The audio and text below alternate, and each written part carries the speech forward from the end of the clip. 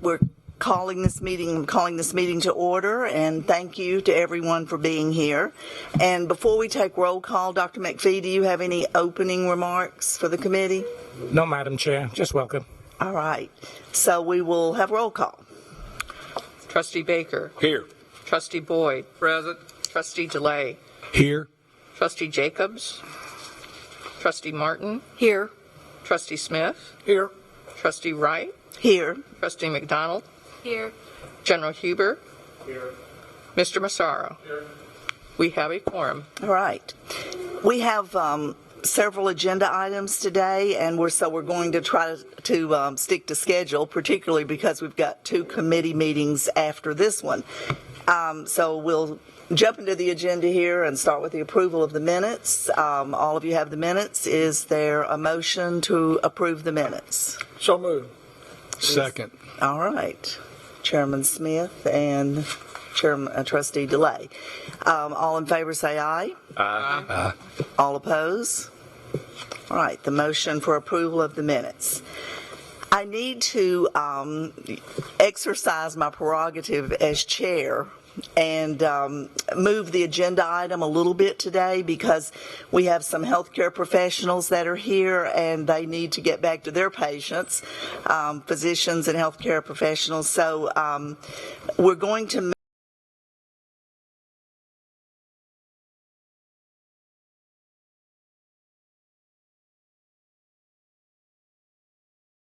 this time in the agenda, and then we'll be in order for the agenda items after this. So, Dr. McPhee, I believe you are the presenter for this item, so I'll turn it over to you. Yes, Madam Chair, and good morning, Chairman Wright and members of the board. At the request of one of our trustees, Chairman Smith, asked me to give an update on the university's response to managing COVID-19, the pandemic virus. I want to begin, members of the board, by emphasizing that in response in March to the onset of this pandemic, my office, among other actions, called together the university campus crisis management team to address this potential crisis. In addition, the executive leadership team, made up of our vice presidents and the provost, we also included, at the beginning of March, our chief medical physician and the director of the health center, the campus health center, to be a permanent member of this executive team. We met, we continue to meet bi-weekly to manage COVID-19. In some cases, Madam Chair, we met on Saturdays and Sundays to deal with critical issues that the university was facing. And as you know, the university administration has kept the campus and the board fully informed of all the decisions and actions made to ensure that the campus is safe and healthy as part of mitigating this pandemic. Now, since we have made several presentations to this board, and we've provided members of the board with copy with every single communication the last 8 to 9 months that we sent to the campus, I will try not to repeat much of that information that you have already received. However, I would like to point out, as we begin in preparation for the opening of campus to students, faculty, and staff for the fall semester, my executive team, campus administrators, faculty, and staff worked diligently to put in place protocols, procedures, and an operational policy to address this pandemic. And I've brought just for visual, because we passed these out to you at our September meeting, these are the documents that dealt with these procedures, these policies, and the plans that we have put in place as part of our efforts to manage this pandemic. For example, on May 27th, we held a very comprehensive Zoom meeting with our trustees It was a specially called meeting, lasted over 2.5 hours, in which we covered a very comprehensive action plan for preparing for the campus to be reopened. And during that meeting, my staff and I discussed a draft policy and procedure that would develop to guide operations of the university when employees and students return for the fall semester. As part of the information session, the COVID-19 response charting our course and the documents I just referred to earlier were all shared with our board members, and we solicited feedback with regards to those plans and procedures. Also during the same meeting, part of that discussion included a university-wide policy that we were considering to manage the day-to-day operations relative to COVID-19, and that policy was 825-A. Now, I must say that the board bylaws direct that, and I quote, "The president shall be delegated full authority and responsibility to supervise, direct, and manage the affairs and the operation of the university." This delegation is set out with more specificity in the board policy, reservation, and delegation of authority, part of which includes the direction that the president shall approve and implement policies for the management of the university. The distinction between governance and management of the university can be found in the policy-making process. And this is outlined in Article 2-112, Article 6, Section 3 of the bylaws. Now, drawing on the delegation of authority from the board to the president, certain policies only require the president's approval. Thus, policies concerning the governance of the institutions are those approved by the board level. Policies and procedures that provide for day-to-day management and operation are delegated for approval by the university president. And as I mentioned before, we have an existing policy on the books that was approved in June of this year that addresses the management and operation relative to COVID-19. With this policy and charting our course campus, our plan that guides the good work of our faculty, staff, and administrators, and our outstanding students. With those policies, I might add that we safely opened the campus on August 24th. We were very fortunate as of today, and as I mentioned this, I always knock on wood to find a piece of wood, as of today, that the university has not had any major outbreaks or cluster of the virus.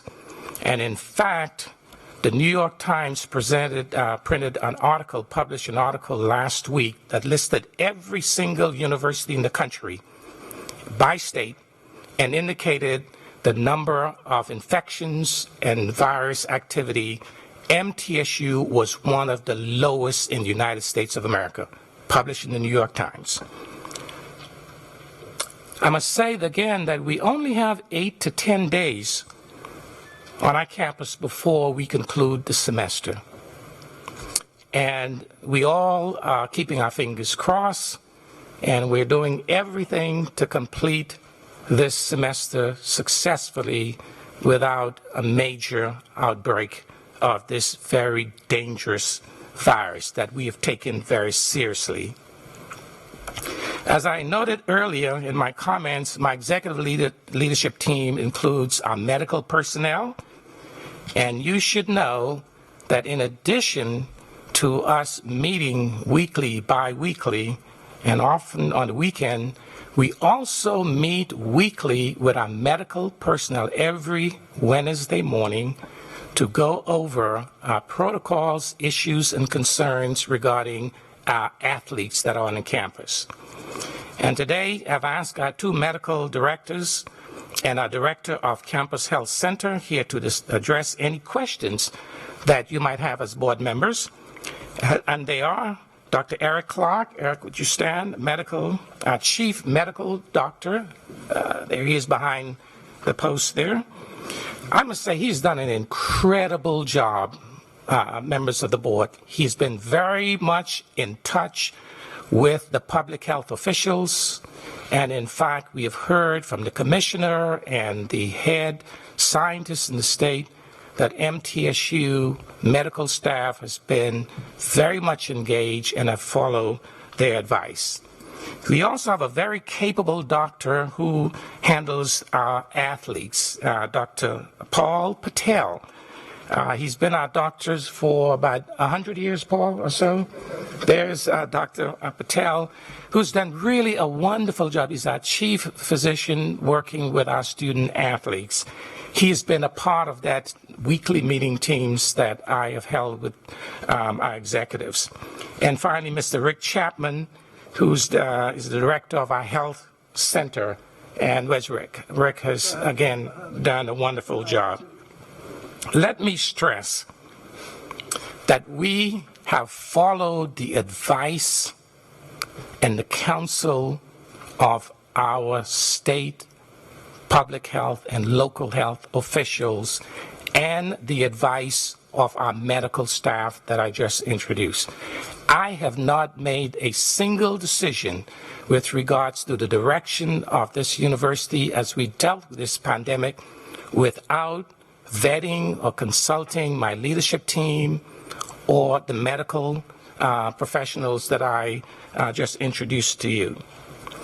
And I also want to give a little kudos to Chairman Smith, who was able to work with me and several other folks to help us secure over 1,000, at least a commitment from the Commissioner of Public Health here, 1,000 tests per month for our university. I want to conclude my part of the presentation, Madam Chair, members of the board, just to stress and note that we're not saying that we are perfect. We're not saying that everything we have done is 100% correct. But I want to stress that I believe that the university, with its exceptional faculty, staff, and students, we're doing a relatively good job in managing this virus. And I think the fact that, unlike many of our other institutions in the state, just give you one example, MTSU's for the 9-10 month, according to the New York Times, 340 plus positive, effective, infected. UT Chattanooga over 1,000. Actually 600. UT Knoxville 1,800.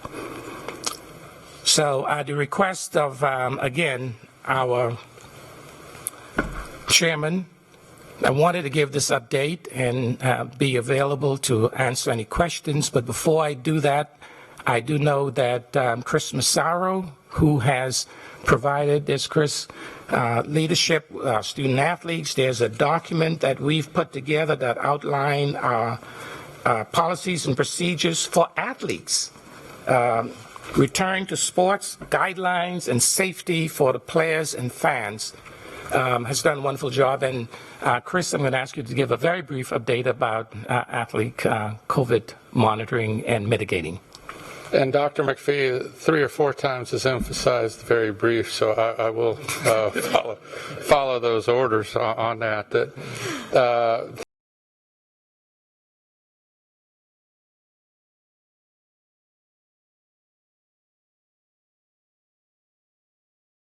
And I think that's an important distinction. So Dr. McPhee alluded to our Wednesday morning meetings where Dr. Patel leads the charge with it, along with Dr. McPhee, that Dr. Patel is an NCAA sanctioned position, that there has to be one chief medical officer that oversees all of sports medicines for athletics departments, and Dr. Patel fills that role.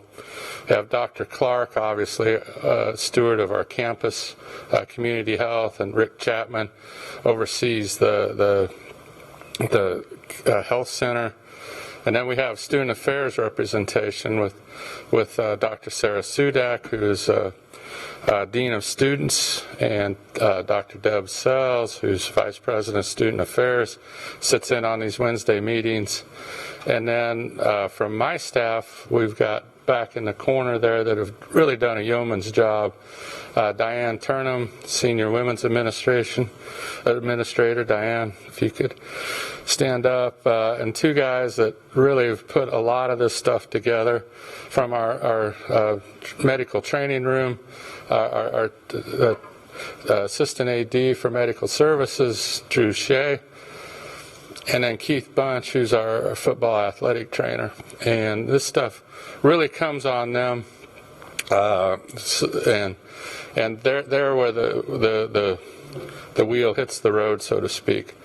But this Wednesday meeting really starts with the laboratory reports, and we were able to get an arrangement with Path Group through some of the help of Chairman Smith and Lamar Alexander and Dr. McPhee to really let us know about these guys.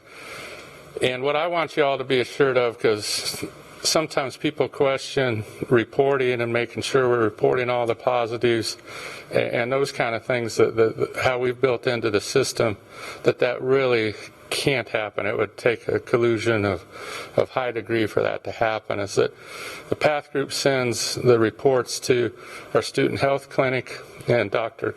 Clark, along with our training room. Most of it right now is football related because they're the sport in season, so it goes to Keith Bunch. So those two see the reports. There's also a separate report that goes to the state of Tennessee that's got oversight responsibility. And we've also now implemented our compliance person, Daryl Simpson, where he's going to spot audit those checks. Just to make sure we're reporting all the positives that are out there, all the negatives, and that we're doing a good job with our isolations and quarantines. So I just want to give you that little bit of a backdrop of where that occurs. And when we tweak our policies, it all happens in that Wednesday meeting. That I don't have the authority to go out and arbitrarily make these decisions. These are mostly medical decisions, so they almost fall under the same umbrella as any other injury, that a player's got to get medical clearance before they can return. This is all vetted in this group, and Dr. McPhee leads that. We want to make sure we have integrity in the process, and that's the most important thing we can do. As we go along and we learn different things and we tweak it, we want to make sure we're doing it with integrity. And we try to address issues that would strike at the integrity of that process. And that's really kind of what Dr. McPhee's charge is to make sure we can stand in the public light. And as a board of trustees, I'm very confident in telling you that I think our process is extremely strong, and it's really difficult for us to hide results or to change results or to get guys out of quarantine for a competitive advantage and those kind of things. That's just not built into our system. So Dr. McPhee wanted me to give those quick updates, and but I do want to kind of tip my hat again to our training room staff that in all sports, that they've been phenomenal. This is something that has been tossed their way, kind of added to their duties, and they've been terrific. So we couldn't do it without them. And thanks to the people that we burdened their time with, our campus medical team and Dr. Patel, who's graciously given us their time, their additional time to help with our athletics problems. So I appreciate it, and thank you guys. Thank you, Chris. And Madam Chair, there's a report, and we are open for questions or comments from the board. Okay, questions, comments? Yeah, That concludes the presentation. hey, Chris, approximately how many tests are we doing per week for the athletes? Yeah, it's cumulative. We've done over 5,000. We've done over 5,000 tests. It runs in my mind, Keith, I'm looking at you, 600 tests. It's roughly 600 each day with football. I can't hear you. Why don't you It's about 600 a week. 600 tests a week Yeah. for the athletes. Yeah, approximately. And did we establish the testing policy for the athletes, or did that come from NCAA or the conference? Kind of a little bit of all three. The NCAA basically designated sports as high-risk sports, high-contact sports, medium contact sports, and low contact sports. And so then Conference USA adapted testing protocols that fit each one of those categories.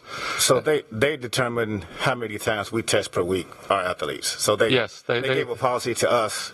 They're the minimum. That's the minimum standard. Is So they we have give to you do that. three times a week for each athlete, or For the teams that are in what's considered high contact sports. And on our campus, those are football, volleyball, soccer, and men's and women's basketball. and so with the testing we're doing with the athletes, what's the infection rate? Is it zero? It's pretty good. We've had, out of those 5,000 tests, we've had 64 positives. Okay. 64. And approximately how many athletes do we have that we're testing? Approximately 400. That number fluctuates. Thank you.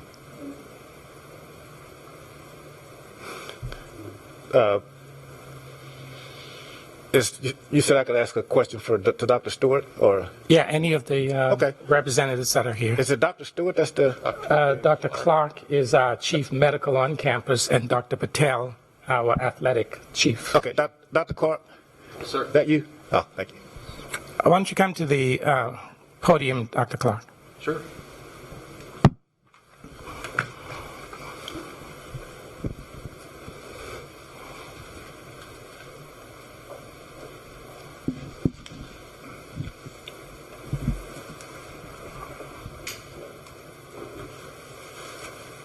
Good morning. Good morning, Dr. Clark. Approximately how many tests are we doing per week for the other? How many students we got, Dr. McPhee? 22,000 plus. How many tests we're doing for the other 22,000 students a week? About 300 right now. About 300. Yeah. Do you feel that we have adequate testing, or if we test more, would we be safer? Well, Mr. Freeman, from that standpoint on there with it, our percent positives on there with it, are the ones we've got is about 11% of the ones that are symptomatic. For all our tests, including symptomatic and asymptomatic, we're running at about 2.26%. So right now we're a lot lower than our surrounding community, thank goodness, at this point. That could change easily as the county numbers go up. Ours are expected to go up too, and we may need to test more.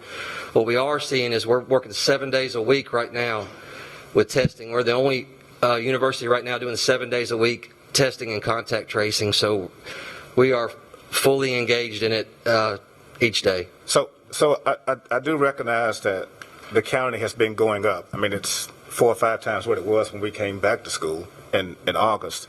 I'm just trying to figure out, would more testing help us identify when the county spikes, if that comes to our campus? Would more testing help us identify that? From the standpoint of surveillance testing and asymptomatic screening on there with it, surveillance testing is a part of what we're doing right now on there with it. 85% of the tests that we've done this semester have been asymptomatic surveillance screening. That 85% has a percent positive rate right now of 0.75%. So we're not seeing the asymptomatic on our campus as much as we are in the community. However, we know it's there, and we need to be surveilling with it. Right now, dance, theater, and athletics, and any student who wants to come in for surveillance or asymptomatic testing can do so at this point. The problem is, how are we going to do more than that is going to be difficult. We are running at maxed out at 7 days a week right now to keep up with the amount of testing that we're doing. From the standpoint of the state, there's not any good easy answer for that, but we are robustly testing as much as we can at this point. And you said it's about 300 per About 300 per about week. 300 right now Yeah, that's on top of what athletics is doing. on top of athletics. So we're doing 300 per week for 22,000 students, and athletics is doing Dr. Clark, sorry, related to that question, trustee, I think this is an important point to make.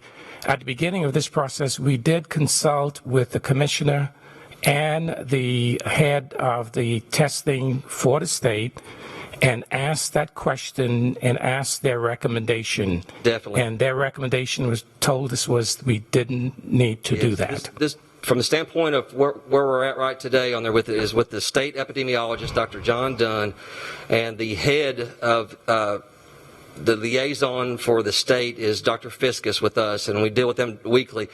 One, mass testing was not recommended. Mass testing is a point in time, and they were definitely against that. After that one point in time, the next point in time, you could have a positive at it.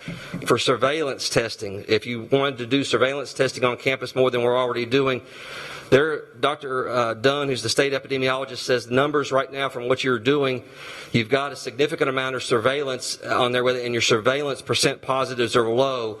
And in that setting, if you've got a low percent positive on your surveillance testing, you need to put your money on your sick testing, and that's where we're doing it. That's why we're keeping numbers lower than the other universities. We're putting our money on our sick testing.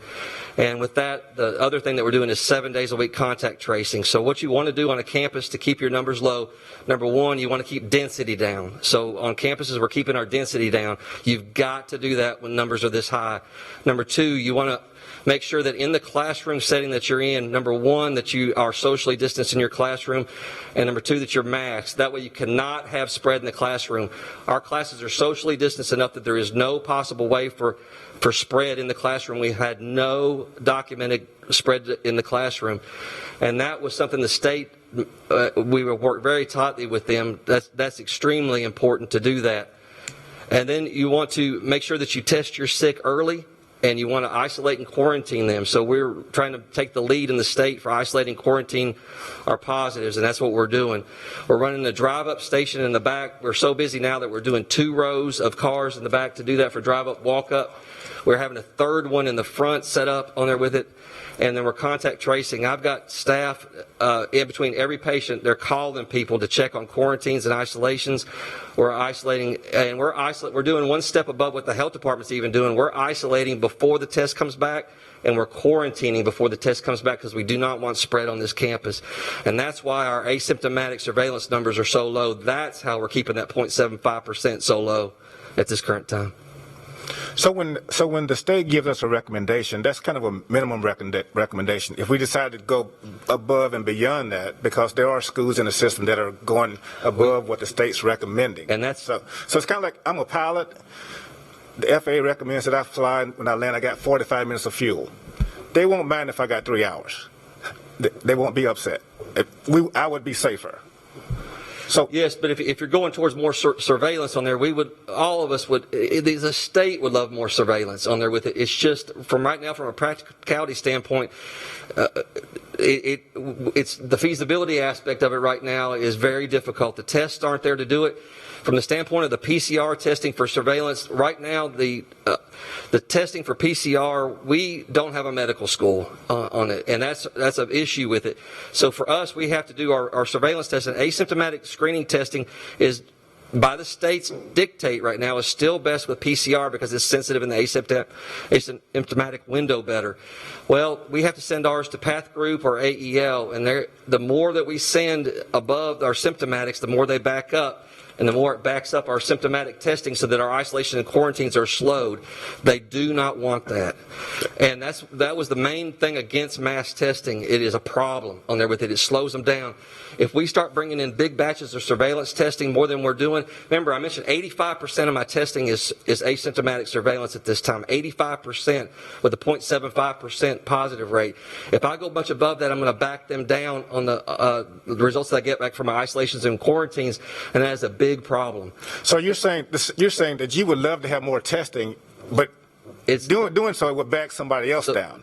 All of us will be problematic. Right, The practicality of it. Well, now we go into the antigen tests are coming out now. Well, the antigen test that we got from the state that we just got is the Binax Now antigen test on there with it. It's helpful. It's very helpful for us for our drive-up lines. But the problem with it is it's a low sensitivity test, and the viral load of this virus it's basically a bell curve on there with it, and and as it peaks up here and it comes back down. If you've got an antigen test on this part of the bell curve, it's not very good, and that's where your asymptomatic surveillance testing is. It's not that helpful to us. It's very helpful in the part where there's viral load, and that's where we're using it for. So for right now, what we've done is with the district CLIA supervisor, we have set up a program where we're doing it for all the people who are symptomatic and all of those who are in quarantine, because quarantine has a little chance of being further up that line if they're starting to become pre-symptomatic. And that's what we're using the Binax Nows for, and that was their thought. That was the state of Tennessee's thought. So, so the reason why Vanderbilt's able to test more is because they got a medical school, and UT is testing more because they got a medical school. We're depending on Tennessee. They're two separate entities. There's also some things about funding. Just call a spade a spade. There's funding issues. I mean, you've got a private school with a campus that has most of their students, more of their students on campus on there with it. Same thing that Duke's got on there with it. If you've got a lot of people on campus in a private school with a lot of money, you can throw twice a week tests at them. The state of Tennessee cannot afford to do that. Plus, we've got 22,000 students on there with it. Most of those are in apartments on there with it. They're not on campus housing where we have control over that to do that. We are a little bit more similar than University of Tennessee, Knoxville. So what have they tried to do? Well, they're having issues. They're 5 times higher on their positives than we are. So what did they try to do? They tried to do sewage testing of testing of the sewage. Well, you can do that, but it's fraught with some issues. That one sewage sample, that's not one that you can send to a PCR at a private lab. That has to be done with their science department, which has that PCR. So what they do is they take that test, and then if that's a positive, if they've got a positive load in that test, they take it to that residence hall, and that residence hall has to be screened on there with it. So their big talk, and I've talked back and forth with their medical director as well, is with that on there with it, pooled sampling would probably be the easiest way to do that. Pooled sampling means you pool a whole person from a whole floor and you do that. Well, we don't have access to the pooled sampling yet, and when pooled sampling comes and is cheap enough, we'll be love to grab that to do. And I've talked with Dr. Dunn, the state epidemiologist. When things become cost effective for the surveillance, extra surveillance, he will love us to have more. Right now, he's very pleased with what we're doing because we're trying to get the isolates down.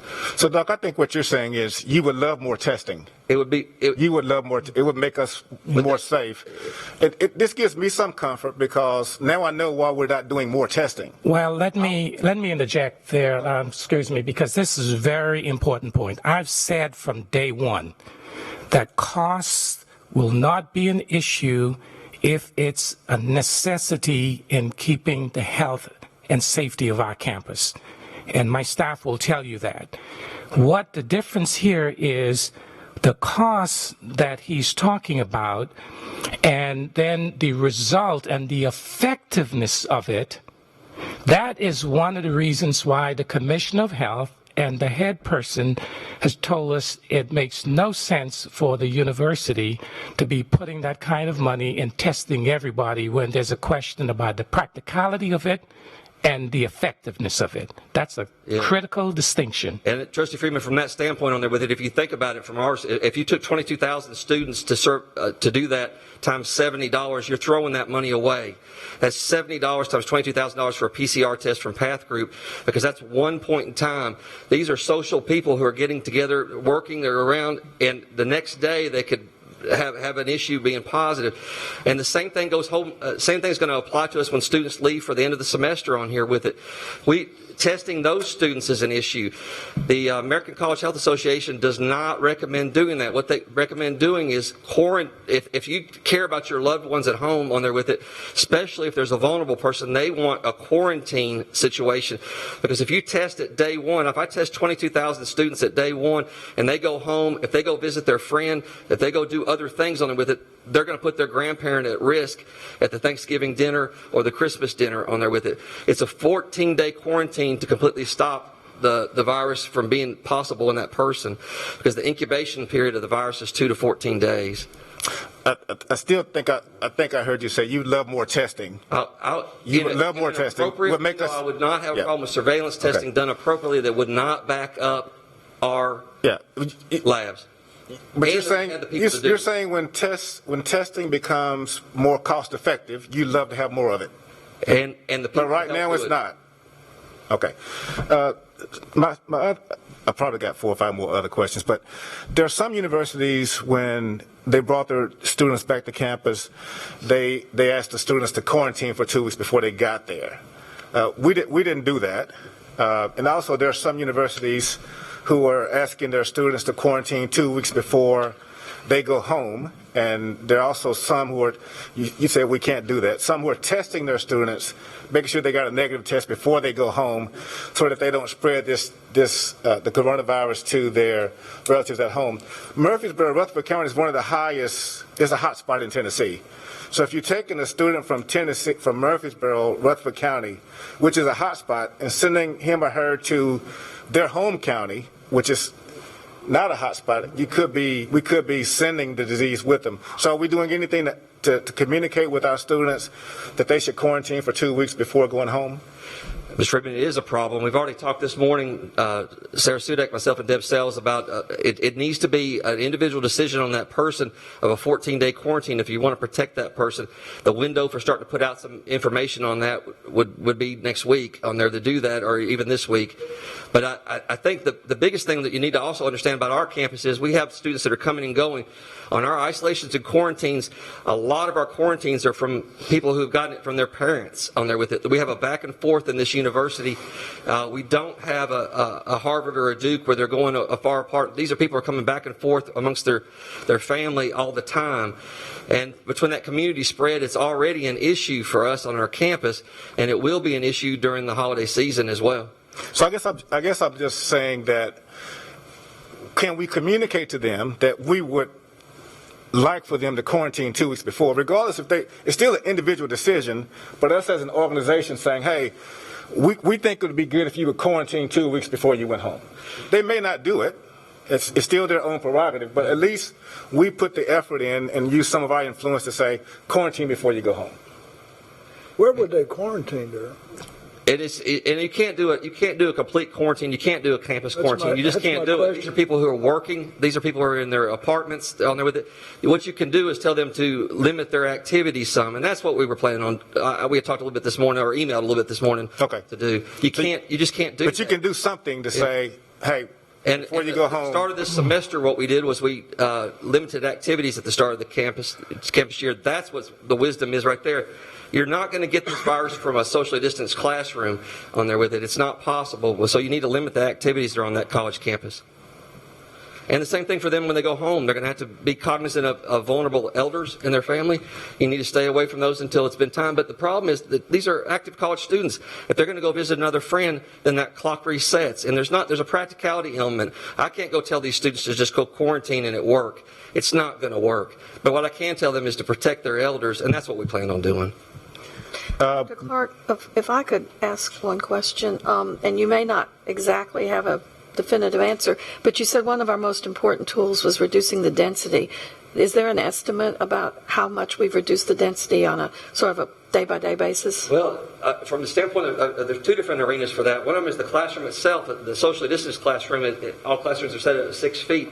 The other one is our on-ground campus load is about at 20% on there. That's a big drop-off.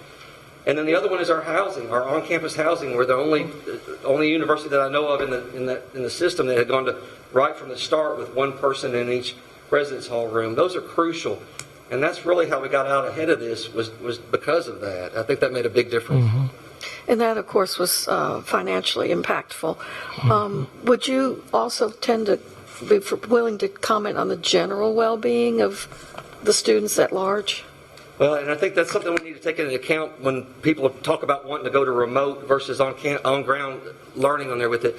I see the students when they come in the clinic on a daily basis, and when they see them, just the amount of remote they've got, which most people have mostly remote classes, is psychologically difficult. And you've got an age group where the social interaction part is probably the biggest that it's ever going to be in their life. And we've shut that down dramatically. This college experience for this group of students is not good. It is not good at all. It's psychologically harmful, in fact.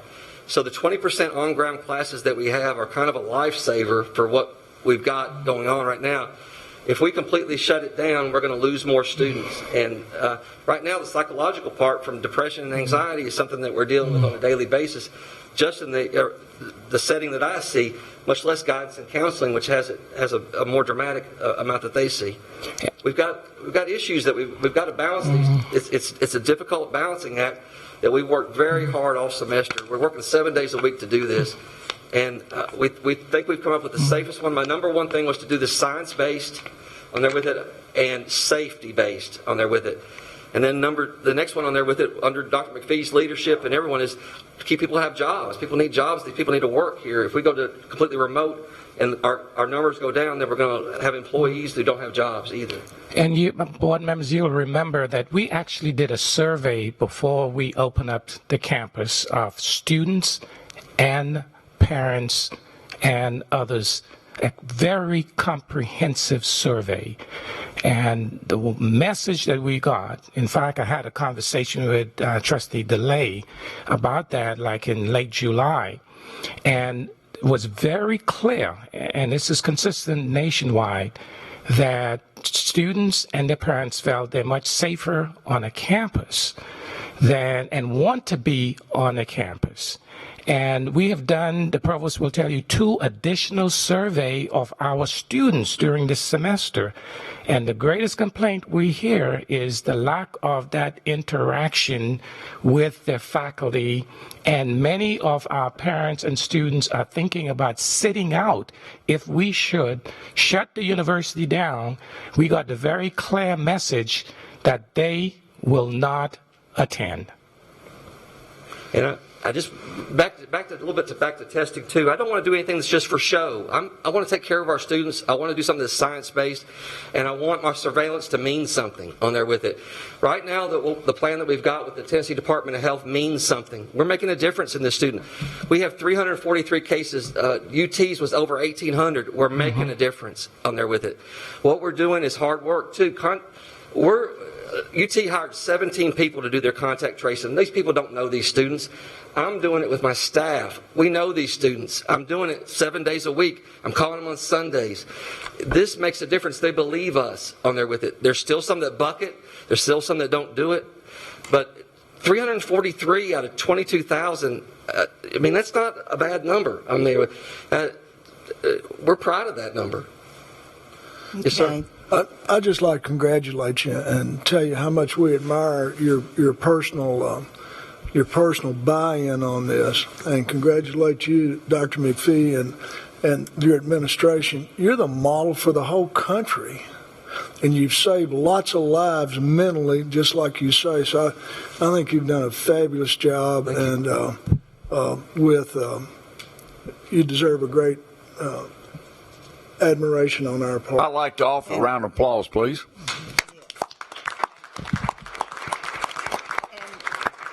Thank you, Dr. Clark. Thank you for that. Very valuable. Daryl Freeman, I'm the guy that asked the boys questions. I say great job as well. Appreciate your passion that you have behind it, and I can see the work that you put into it. So thank you. Thank you all. Thank you, Dr. Clark. And as a follow-up to Chairman Smith's comment, I believe that it is appropriate for this committee to make a recommendation that we support and endorse the administration's action and efforts. And in order for us to do that, we would need to move this from an information item to an action item.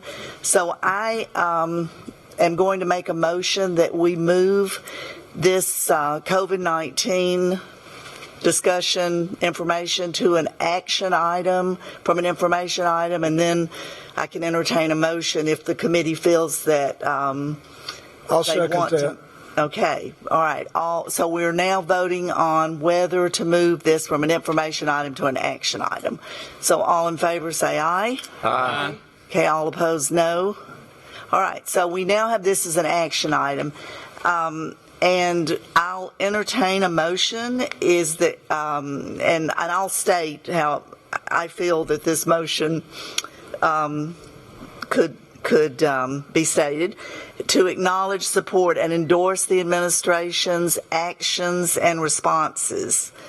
And then that we recommend to the board that they do the same in regard to the actions, responses, plans that we've observed for the COVID-19 issue. Trustee Wright, I move. You move. Thank you. I'll second that motion. We have a second. Thank you. Any discussion? Any further discussion? Pam, I'd like to amend it to add a word as to amend.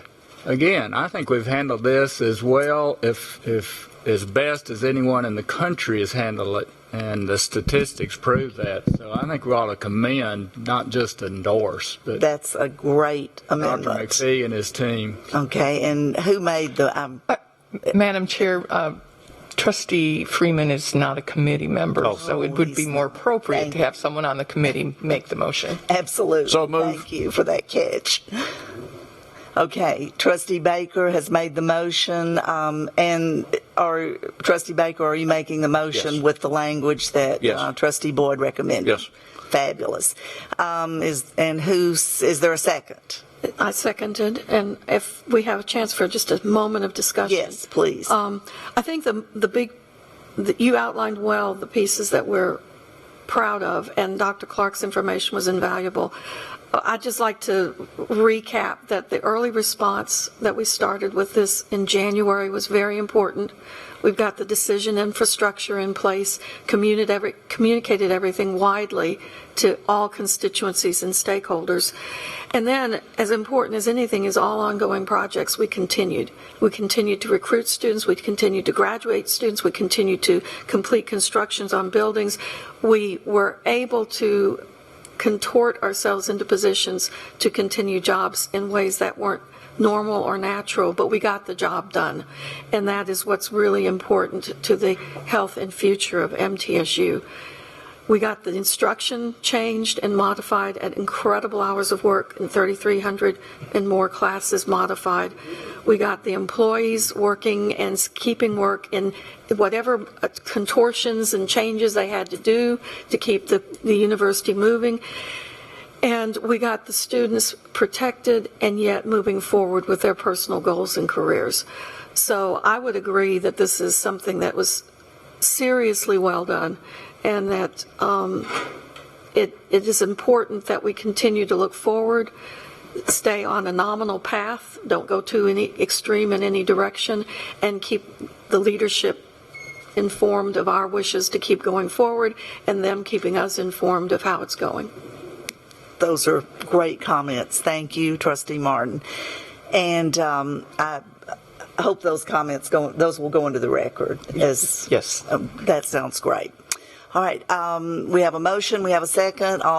Any other discussion before we take a vote? Okay. All those in favor say aye. Aye. All those oppose? All right. The motion carries. And so we will move on with our agenda items. Our next agenda item is approval of a new academic degree program. This is an action item. The degree program is Master of Science in Physician Assistant Studies, and Dr. Burns is our presenter. Thank you, Chairman Wright. Good morning, everybody. This is a program that's been a long time coming. We've spent years thinking about this, working on it. And now we're getting, with your approval, very close to enacting it. The MS in Physician Assistant Studies, we think, is a no-brainer in terms of both student demand and prospects for employment once the students graduate. Your materials will tell you at great length, about the market need for more physician assistants. I think we've all probably experienced that in our own interaction with the healthcare system, that PAs now play an increasingly important role. With the growth in Middle Tennessee comes a growth or a need for growth in additional PAs. Our plan is to start this the first cohort. This is a cohort-based program that as students come in a group and progress through the program as a group in May 2022, which seems a long way off, but the accrediting agency for this program is rather specific in how you have to gear up.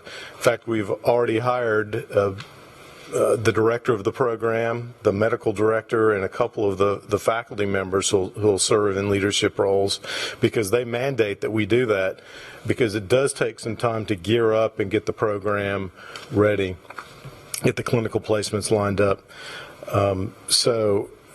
We're quite confident that this is going to be a full program. We'll start out with 30 students and pretty quickly move to the maximum of 84. Pat Thomas is handing out right now a few relatively minor changes to the materials in your book that came from the interaction we had with THEC.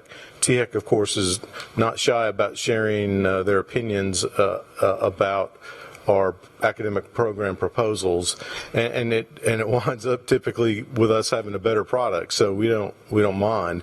But what you'll see are some amendments there that we've had to do. Really, the biggest change, partly because of our interaction with THEC, partly because of COVID, is we have had to delay the start of the program, which we'd anticipated starting in fall of 2021, and now we've had to move that back to May of 2020.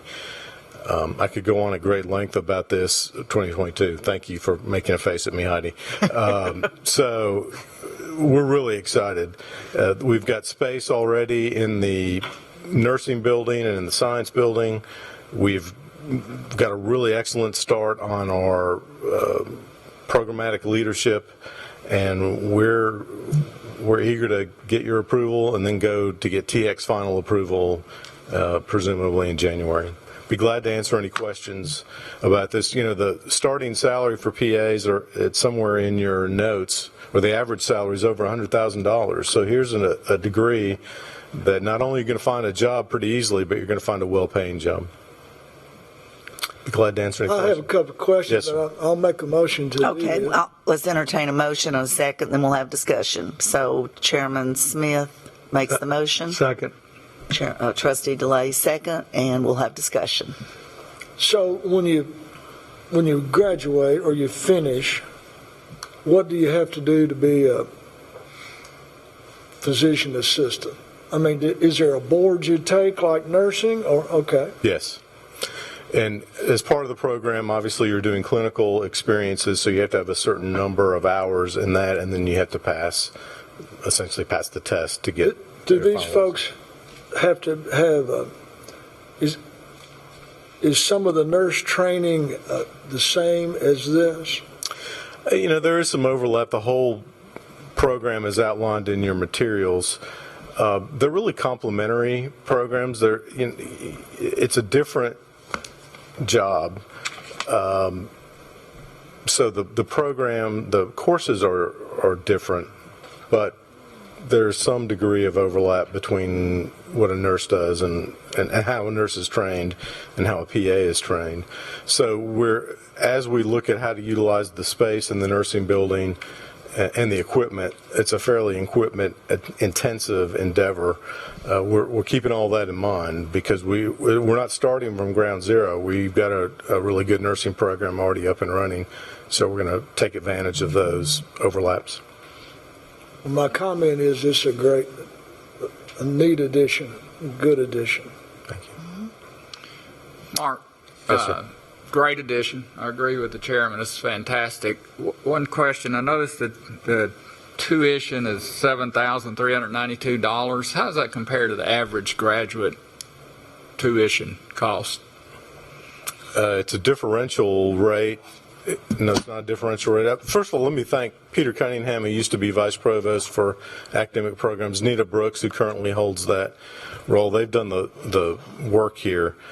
We talked about doing a differential tuition rate and ultimately decided no, it's the same as any other graduate student. You know, the only competition we have in Middle Tennessee is from private institutions, and the tuition, of course, is much higher there. So we think it's a bargain, really. And it would have been a bargain had we gone to 9,000, frankly. But And I agree, and that would be my only comment is maybe we should think about, because again, there is heavy equipment costs and so forth. This is a more expensive graduate school than it is going to history or whatever, where you don't have the equipment expense and so forth. So. And, ultimately, I think what we decided was let's get started and get a full class and see what if the level of demand is what we think it is. We're pretty sure it will be, but at that point, it might make sense for us to consider a differential rate.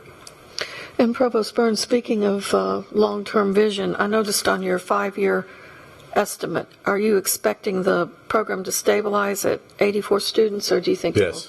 Are you going to cap it at that, or? Well, yes, initially. And now, if we were to go beyond that, we'd have to look at more faculty and consider whether or not we had the space. When we think initially that's how many we can adequately serve. And you have a nice growth estimate here, so if it grew faster than that, that would give you some interesting information too. It would, and again, it goes back to we expect that the tuition will more than cover the costs. So at that point, perhaps we'll be in a position to invest a little bit more to increase the size of the program. Okay, thank you. Thank you for that discussion, and we'll take a vote. All those in favor say aye. Aye. All those opposed? All right, the ayes have it. It passed unanimously. And we will move to, thank you, Dr. Burns, and I believe you have our next item also, approval of expedited tenure, which is also an action item. Yes, ma'am. We have hired a new chief online learning officer who will start in 5 days, if I'm not mistaken, on November 15th. Dr. Trey Martindale has about 20 years of experience in this field and emerged from a very competitive search. As you'll remember, even before the pandemic, which forced us to go heavily into online, one of our institutional goals was to expand our online offerings. And this process really started pre-pandemic. And so we think Dr. Martindale is going to do a great job at leading us forward and thinking about what online looks like after the pandemic, because we're doing everything we can to take advantage of the momentum we were really sort of thrown into with the pandemic. So I do ask that, based on my recommendation, the departments and Dr. McPhee's, that you grant him tenure effective next week. Right. Do I hear a motion? So moved. Do I hear a second? Second. And is there any discussion? Where did he come from, Mark? Mississippi. He spent many years at University of Memphis, then 2-3 years ago went to University of Mississippi and coming back to Tennessee. Thank you. Okay, if no further discussion, all those in favor say aye. Aye. Those opposed? Okay, the motion carries unanimously. And we will move to our next action item, which is approval of new policy, also presented by Dr. Burns. So as you know, typically the tenure process has a faculty member applying for tenure at the beginning of his or her 6th year. We do have a procedure in the policy that allows for a tenure clock stoppage. If life happens, if there's an illness or the birth of a child or some other sort of major life crisis, we can stop that clock for a year. That is, the person would still continue working, but we wouldn't count that time toward the tenure clock, as we call it. That is the 5+ years before they have to apply. This amendment simply says that we will automatically grant 1 year of tenure clock stoppage to any faculty member who requests it because of COVID. What has happened, not only have faculty had to spend hour upon hour of unexpected time transitioning their courses to online, in many cases their research and service opportunities have been curtailed because they can't travel to conferences, they can't go to research centers, they can't deal with human subjects. So we thought it's only fair to give them an extension, and we just want to make sure that our policy is up to date to accommodate that. Once the crisis is over, this amendment will lapse, but it's just trying to keep us within policy. All right. Do I hear a motion for approval of the new policy? Motion made. trustee Delay, and is there a second? Second. All in favor, any further discussion? Okay, all in favor say aye. Aye. Any opposed? Right, it carries unanimously. And we have approval of revisions to policy 206 tenure. That's also your presentation, and this is an action item. We have an existing policy to deal with faculty who want to appeal my recommendation to the president about tenure and promotion. So that's been in place for a long time. This is simply a cleanup amendment. You'll see, if you look at the red line version, you'll see a lot of deletions and additions. Really doesn't change very much, but it clarifies the policy. What we have found, we've had a couple of people utilize this in the last 5 or so years, and that always illustrates where you could be more clear in policy. So that's really all this is. It doesn't change the concept, which is to allow the faculty member a chance before the president makes his decision or recommendation to you to express his or her objections, complaints, clarifications. So it's essentially a cleanup of this policy. All right, do I hear a motion? So moved. Second. And a second, trustee Delay. And is there any discussion? All right, all in favor say aye. Aye. All opposed? That passes unanimously also. So that concludes our action items. We have some informational items on the agenda, performance metrics, and Dr. Burns and Dr. Sales are the presenters. Right. As you no doubt recall, we've had a lot of conversations over the years about metrics that you all would like to see about our performance. We've got no shortage of them, as we've shown you over the years. This is our most recent effort, which I believe you approved at a previous meeting, to summarize what some of those performance metrics are. And so this is just simply us following through on that request that you made for metrics. And the numbers, I think, speak for themselves, but we're all here ready and able to answer any questions that you might have. Deb, do you want to amplify on yours? While she's coming forward, let me just say on graduation and retention, you'll see the numbers have improved significantly. We're excited about that and sort of wish that were reflected in the performance funding formula of the state. But anyway, from the academic side is good news. Graduation rate is up, retention is up. And I don't really have anything to add to that, but I do have a couple of other handouts. We produce now for the campus an overview of the previous year's recruitment activities. And so I just thought you might have an interest in the number of college fairs we go to and those sorts of things. And we also produce a 10-year comparison chart that we use internally. So I have copies of those, and I'll pass those around. Beautiful. Okay, thank you, Deb. So we're happy to answer any questions or have any conversation you'd like at this stage. Thank you, Deb. Mark, thank you for putting this together. Yes, sir. It's excellent. Thank you. It's on our website, so we appreciate that. So just one question. Graduate students enrolled in fall of 2020, the 3-year goal is 33%.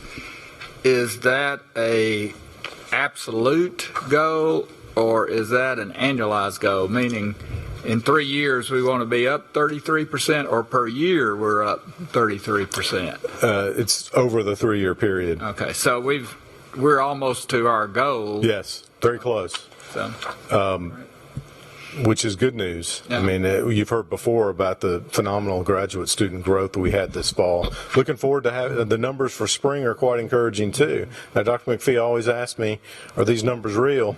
And make sure they're not cooking the books, right. Trustee Boyd. But on a serious note, I'm glad you mentioned that because the graduate school and our retentions really brought home the bacon this year for us. And one of the reasons why we had the highest increase of LGIs in enrollment this year was because of the success. And that just didn't happen. It's under the leadership of the provost and the deans. And I think the provost put tremendous pressure on the graduate school and the dean over the last couple of years because they really were not performing at the level that we wanted them to do. And Dr. David Butler and his staff just did an incredible job. We had everybody had a decrease in first-time freshmen because of the pandemic. And what saved us was those two areas, retention and the graduate school. And we hope that that keeps going. Good job. Thank you. Okay. Any other discussion, questions? Then we'll move, I think, Dr. Burns, that concludes. Do you have another? I'm just was going to introduce our next speaker. Well, the athletics, Chris. We're going to athletics. Before I thought we had done that. Okay. No. He just did the COVID. He has some next on the agenda. Other good news. Athletics update from Chris Massaro. Make it short. Mark and Deb, this is pretty impressive data here.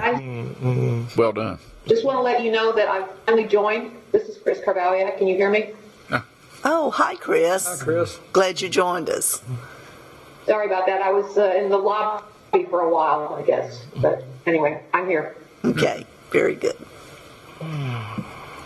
Yeah, but Dr. McPhee told me to keep it brief on my way over. And Mark just said keep it brief. So just a couple of academic notes that we have on November 17th, the NCAA will announce our graduation success rates for this upcoming year based on 2013-14.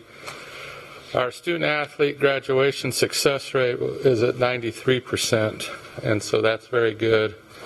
Football is still a bell cow. They're at 95% graduation success rate.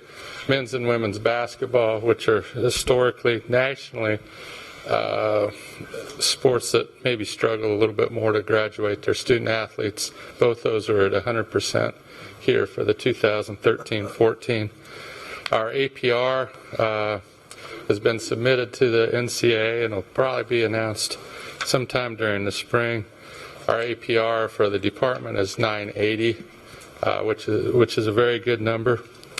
That's down slightly from, it's 983 is our 4-year average. This year was 980, which is down a little bit from 982 from a year ago. So just real quickly, academic progress rate measures kind of in real time what your graduation success rate will be 5 years from now. So we're still tracking very good on those numbers. Great. Thank you, Chris. Anybody? I'd like to make a comment. Yes. In our athletic program, if we don't get the children a degree, we've just exploited them. Because very few, unless you're going to coach, you're not going to make a living in athletics. So I'm thrilled. Dr. McPhee, I overheard him tell Chris today, hired him. We want to graduate them, and that's as important as win-loss. And so we've excelled in graduating the students and helping these guys and gals get a doggone good job. So that warms my heart that we're graduating 90-something%. Chairman Smith, I'd like to ditto what you said. Yes. The athletes that come to school here have an awesome chance of graduating and living the American dream. So good job, Chris. Great job. Good job. Thank you.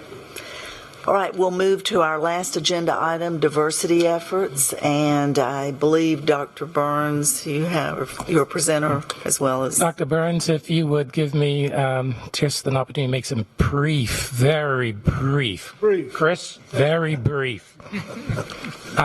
First, this is another item that the chairman and I spoke about and was added at the request of one of our trustees to have a follow-up discussion on diversity. As you recall, last board meeting, we did a pretty comprehensive presentation. The specific area today that we're going to focus on of interest and concern has to do with graduation rates. You heard about our overall graduation rates and how that's improving. The question was how we're doing with other populations.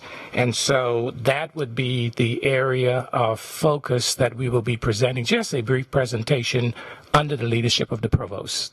Dr. Burns. Thank you, Dr. McPhee. It's my pleasure to introduce Dr. Vincent Windrow. and ask Vincent to start making his way to the podium. Dr. Windrow has been really deeply involved with our student success efforts since we started them in 2013. He is the Associate Vice Provost for Student Success and has worked on all areas of student success, but has a particular interest and expertise in working on graduation rates and for students of color. And so today that will be sort of the bulk of his presentation. So, Dr. Windrow, thank you. Thank you, Dr. Burns. Good morning, Madam Chair, Board of Trustees, Dr. McPhee, and colleagues. Do I need to take my glasses off? Because I can't see. What do we have here?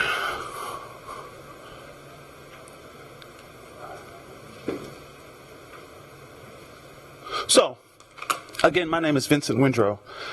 Formerly, I was the Director of Intercultural and Diversity Affairs under Deb Sales. I always give her a big shout out because she really took a keen interest in my development as a higher ed professional.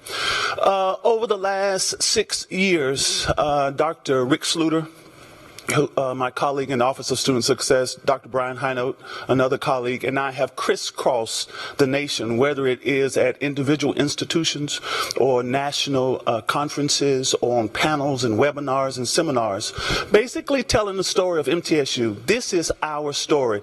It's not a perfect story, but we believe it's a progressive story as we continue to drill down into how can MTSU become a better institution, not just at one thing or two things, but in all things. And so I want to make sure that you understand that as we move forward, that's how we're framing it, that MTSU has taken on a progressive stance and approach as it relates to student success, all student success. And so what we'll do here, we'll talk about what we've done, we'll talk about where we are, and probably even more importantly, we'll look at where we're going.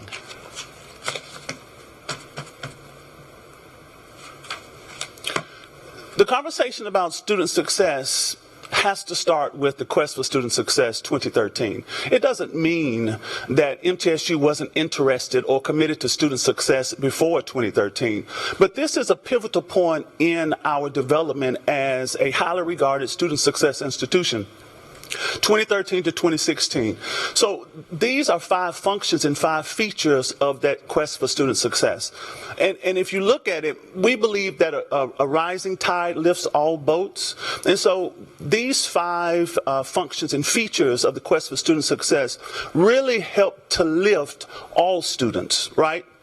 Investment in advising and analytics, campus-wide tutoring, supplemental instruction, redesign of 27 courses, continuous measurement, and a focus on outcomes for all students. But nestled within that framework were these other initiatives associated with the Quest. And these had very specific resources directed to these subpopulations. So the expansion of the Scholars Academy, Dr. McPhee has consistently promoted and resourced this particular initiative.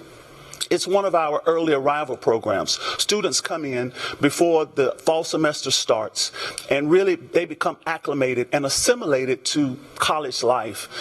We have peer mentors who help guide them and help them navigate, particularly through that first year of being here on campus. But as you can see, there are many more opportunities that came out of the Quest for Student Success. Again, let me repeat.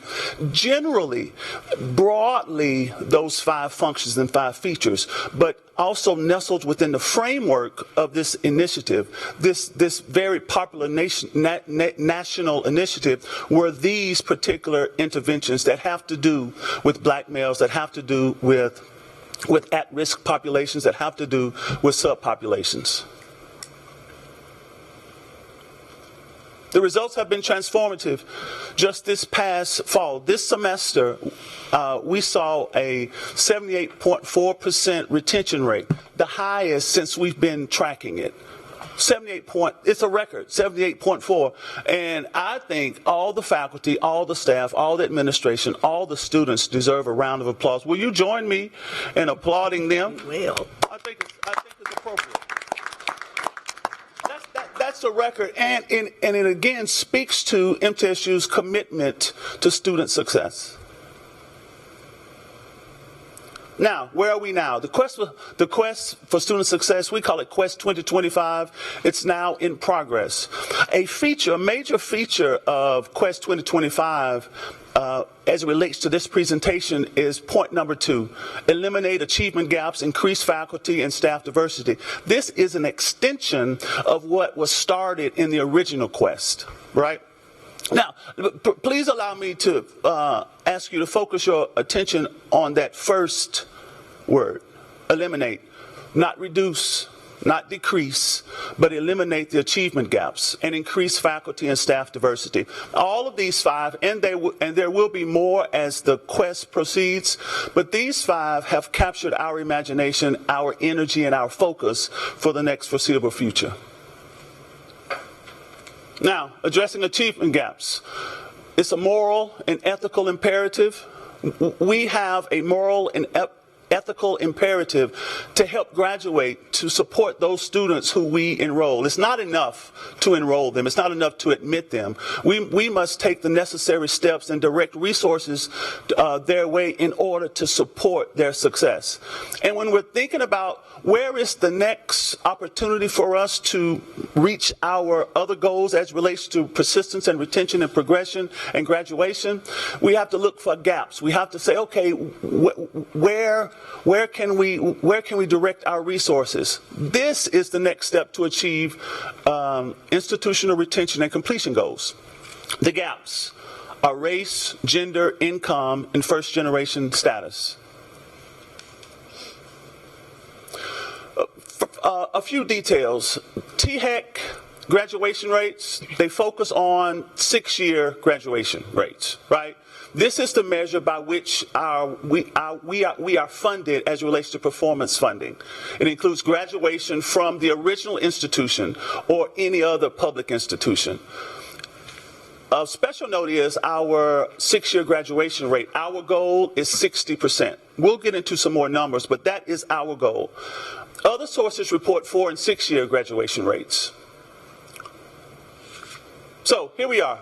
Equity gaps are a national issue. When I was writing my dissertation chair said, Vincent, you start generally and then work your way down. So we'll start nationally and then we'll work our way to the narrow, which will be MTSU's graduation rates. So 4-year grad rates for black and white students, 43.2%, that's national for white students. Again, this is the 4-year graduation rates. Nationally for black students is 20.6. 6-year graduation rates, nationally, 63% for white students, almost 41% black students.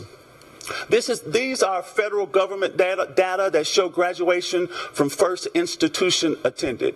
Again, these are 4-year graduation rates nationally and 6-year graduation rates nationally.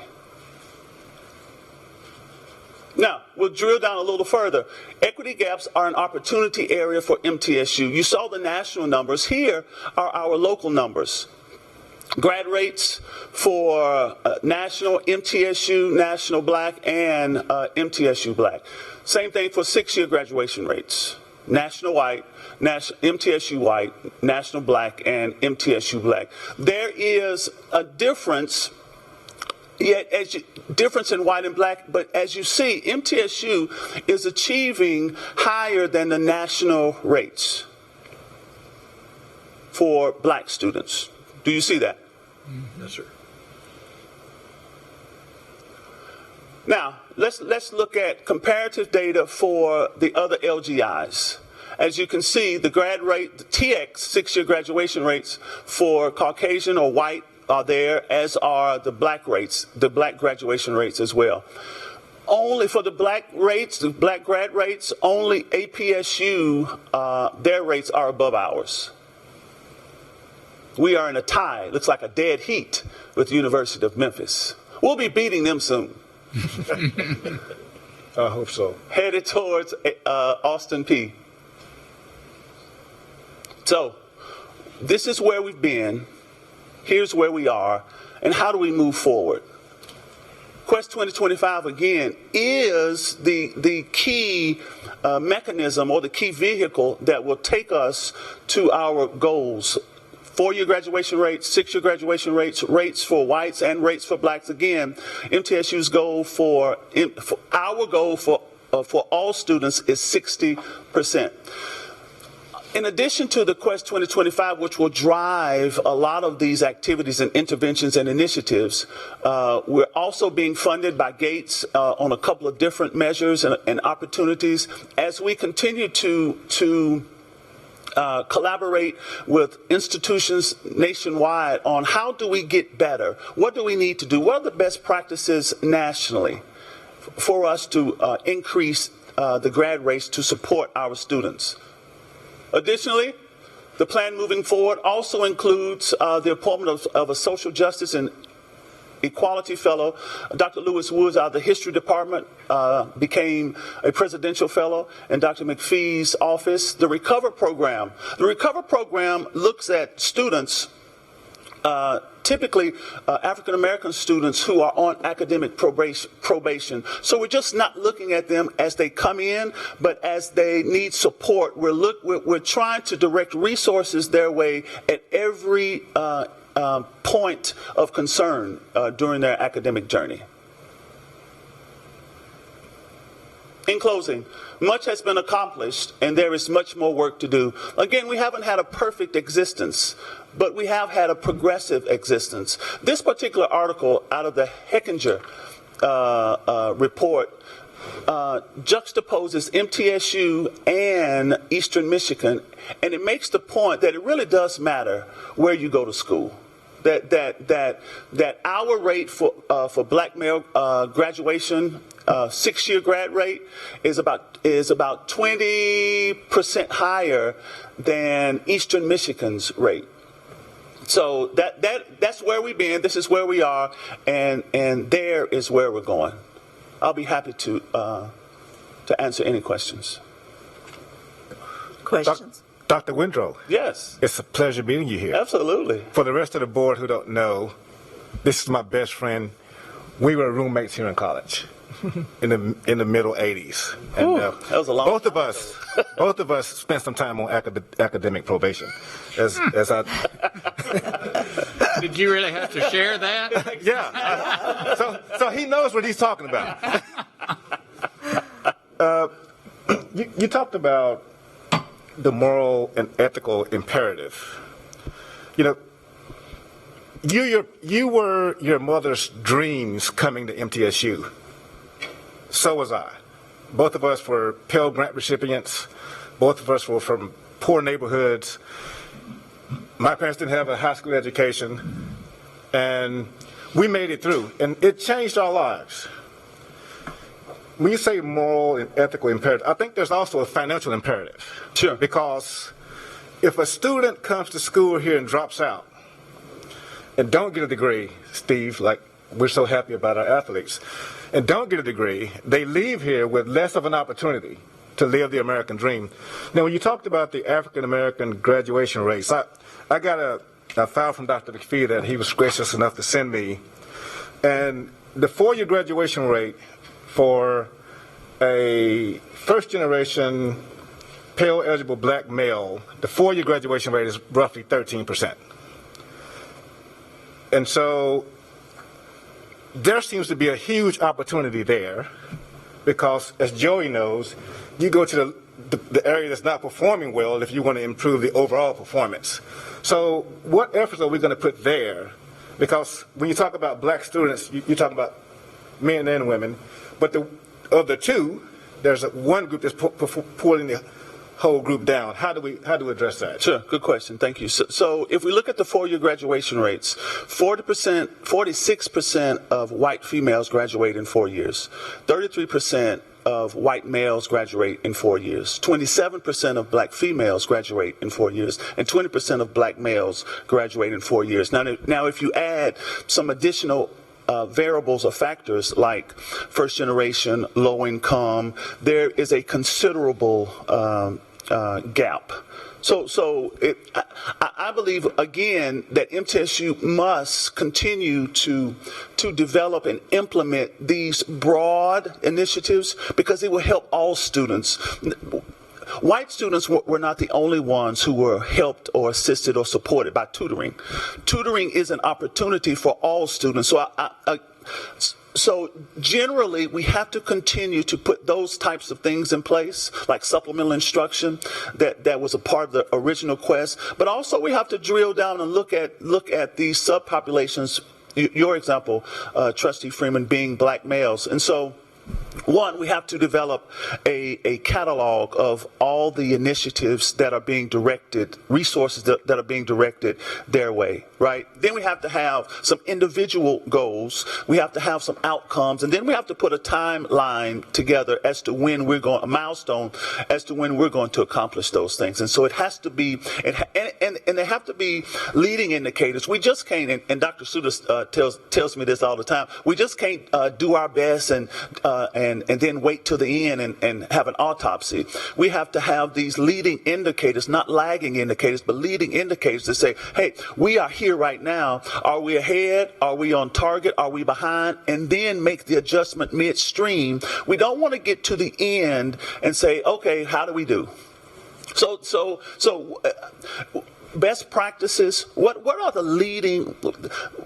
institutions who are leading in black male retention and graduation? What are they doing? Where are they directing their resources? How are they onboarding or assimilating those black males, right? We can drill down. Chris Brewer, who's also in your shop, Dr. Burns, he can drill down and we can know where these black males, the ones who aren't graduating, the ones who don't graduate, we can see where they come from, the high schools that they come from, and then we can subscribe or prescribe a certain initiative directly towards them. So, for example, Rebound is one of our nationally awarded programs. Rebound is a program designed to help students after their first fall semester who achieved below a 2.0. So we bring them back to school after the fall semester, but before the spring semester commences, we bring them back for some academic advising. The provost has been there. The football coach has been there. We talk about time management. We talk about these skill sets that will help them move forward. Well, 4 years ago, we received a grant from TBR. And that grant allowed us to send charter buses to Memphis and to Chattanooga to really target those black males who we really wanted to be a part of this Rebound program. The Rebound program, those students who participate in the Rebound program are 50% more likely to return for the next fall semester than those who qualified for the program but did not participate. And so the more the merrier. So Dr. Windrow, this chart that Dr. McPhee sent me, it starts in 2011 and it goes to 2015. The graduation rate for black male on Pell Grant is pretty flat. But this is an old chart. It ends in 2015. If we could find out if that's moving up after 2015, that would be very, very, very helpful. But the other question I got for you, I said that it's a moral imperative. It's also a financial imperative. With the College Completion Act, I'm talking to our finance guy now, if we were able to bring the black graduation rate up to the white graduation rate, how much more money would we get from the state?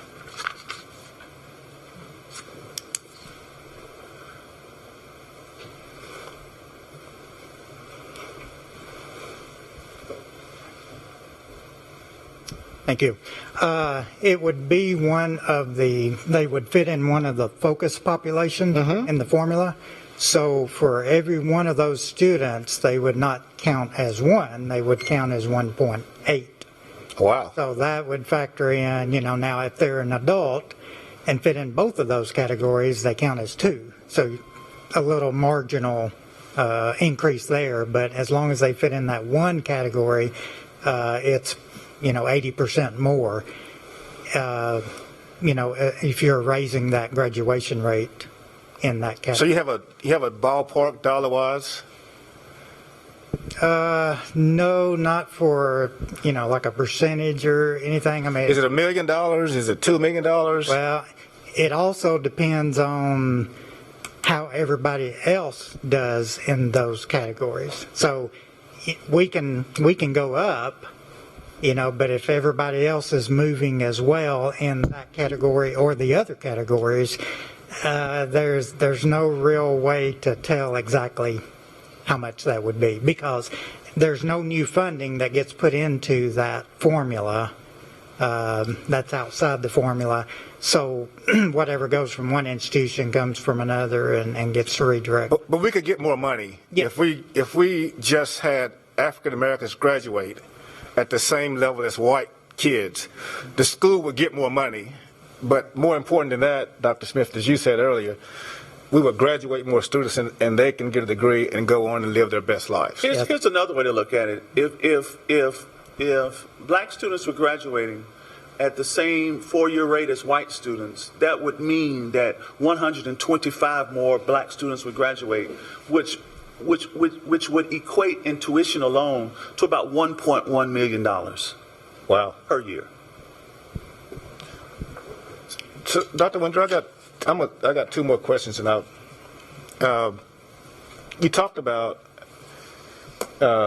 staff diversity. When you and I were here, I never had an African American professor in my major field of study. Are we increasing the number of tenured faculty who are African Americans? What does that currently look like? Yeah. Thank you. So I don't have that data in front of me, but I do know that as part of the Quest 2025, it's not only eliminating the achievement gap, but it's also increasing diversity among faculty and staff. I think right now, 5% of the tenured faculty on campus are black. Is that correct, Doc? We can get you the additional information again. If you recall, Dr. Wilson presented that information at our last meeting, and she broke it down not only by gender, but race, and there was a handout. So, Trustee Freeman, we can get you a copy that will have the specific numbers in terms of percentage and numbers of minority faculty. Yeah, I don't think she broke it down in terms of African Americans. Well, we'll get that information to you. I think it was people of color and minorities, is what she said. We'll get that information to you. And one more thing, Dr. Windrow. In business, when you lose a client, you call them and say, hey, recognize that you're not a client with us anymore. What can we do? What went wrong? What can we do to get you back as a client? When we have students drop out, do we have a reclamation effort that we call them and find out what the reasonings are, what the reasoning is, to see if we can get them back? Yeah, so another good question. Please allow me to call on Dr. Rick Sluter, who works hand in hand with those outreach campaigns as it relates to the academic advisors. Dr. Sluter is the Vice Provost for Student Success and the Dean of University College. So there's a sophisticated outreach system where we track every student who's registered and those who haven't.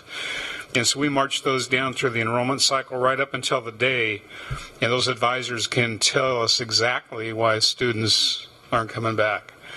And so we're doing it in real time as that enrollment progression, runs cycle. The second thing we do is we look at every student who has been out. And so we have a very sophisticated system of reaching out to students who've been out, let's say for a year, where we're doing outreach. And at one time, Dr. McPhee funded us for 5 extra people to call 5,000 students. We did that over 4 nights a week for 4 hours a night for 5 weeks. And so we really do try to make sure those students who've been here, we want them back. And we want them back now, and then if they leave and, stay out sometime, we want them to come back afterwards. So we just talked about graduation rates among our athletes. And in one case, it was 100%. Some cases it was 93%, which both of those are really high. What are we doing there with those athletes, which many of them are African Americans? What are we doing there to help them cross the finish line, if you will? And can we take some of that? Because my son went to school here, and he had an awesome experience. Numerous counselors, people helping with his schedule. I mean, it was perfect, actually. But what are we doing there that we could possibly carry over? I will answer that question.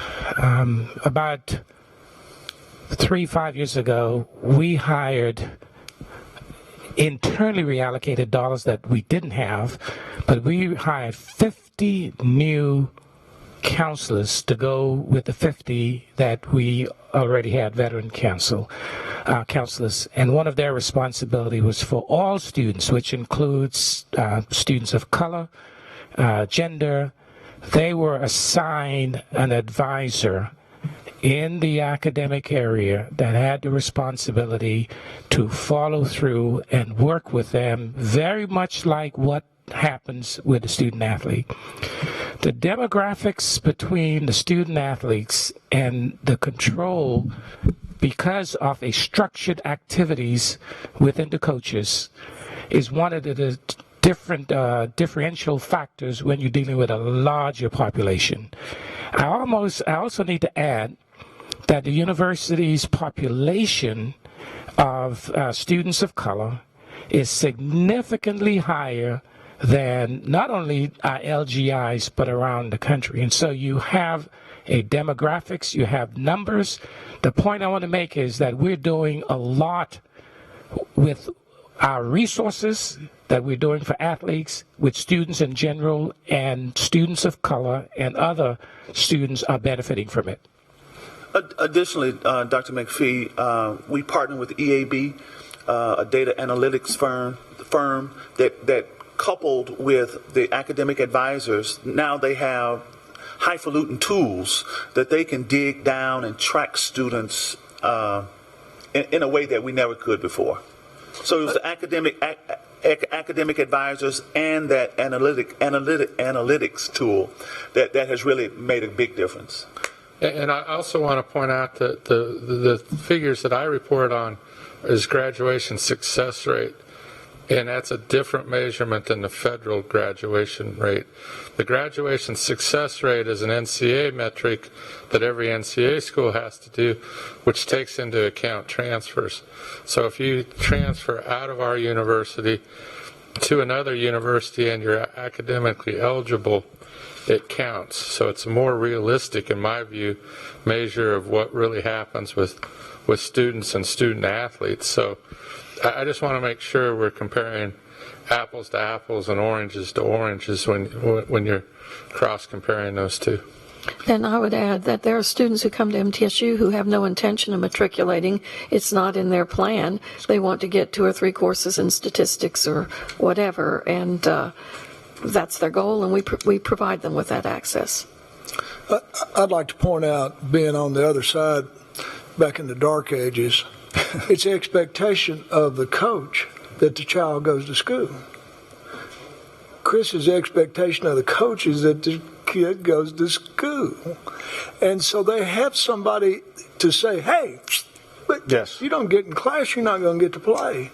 I remember Kermit sitting out, one of the star players, because he had missed 2 straight classes. So they have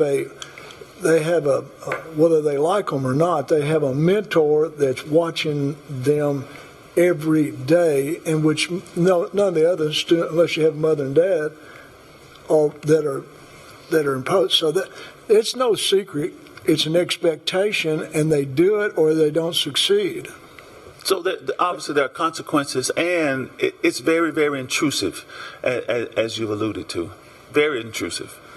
Dr. Windra, and I ask a bunch of questions about this, and the reason why I ask these questions is because where I grew up, there are some folks who didn't get education, and their lifestyles are totally different.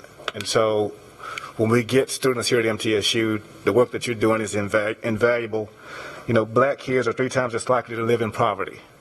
A part of that has to do with education. Incarceration rates for blacks is 6 times as whites. That has to do with education. So when students come here from impoverished areas, their hopes and dreams are with them, with their suitcases, for generations of African Americans who sent them here. And so I'm hopeful that we can do better as it relates to graduating people of color, not just for them to live their dreams, but also for us as a board to say we've done our best to make this happen. There is no doubt that the educational process extends beyond the initial recipient. My life was made different because of the education that I've received. Not just mine, though, my children's lives.